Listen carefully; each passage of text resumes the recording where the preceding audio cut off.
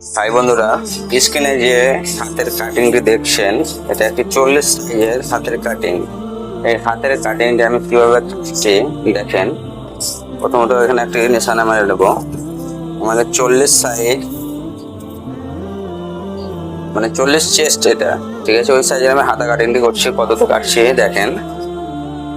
Down করব 4 ইঞ্চি 3 সুতোতে, তারপরে দাগটিকে সোজা করে মেরে নেব।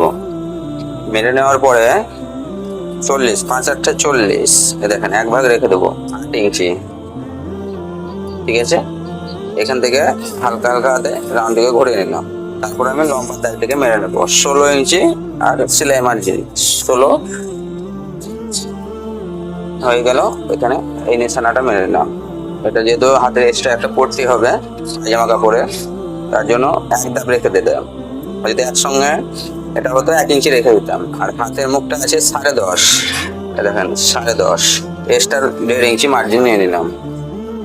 10.5টা লিখে নিই। আর এখানে স্কেলটি কিভাবে রাখছি দেখেন, এইভাবে রাখবেন, হালকা ঘুরে আবার অপোজিট করে নেবেন। করে নিলাম। এবার আমি হাতের কাটিংটা কাটছি। ভিডিওটি দেখতে থাকেন। ভিডিওটি ভালো লাগলে লাইক করে দেবেন এবং শেয়ার করে অন্যদের দেখার সুযোগ করে দেবেন। এখানে এরপর আর একটি কাজ আছে, ওটিও দেখাচ্ছি। আমি সাইড করে নিই। এই ফুটকা হয়ে গেল। এখানে এই নিশানাগুলো মেরে রেখে দেবো। এটাও মেরে নেব। এই জায়গাটা হালকা দেখুন, এই জায়গা থেকে